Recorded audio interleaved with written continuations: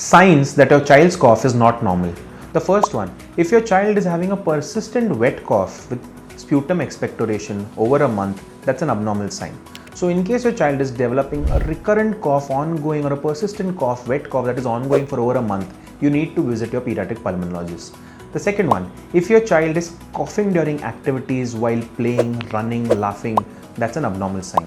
Third point, if your child is having a dry cough and waking up at night because of his cough day in and day out, that's also an abnormal sign. In case your child has any of the three coughs as described above, please visit your pediatric pulmonologist as early as possible.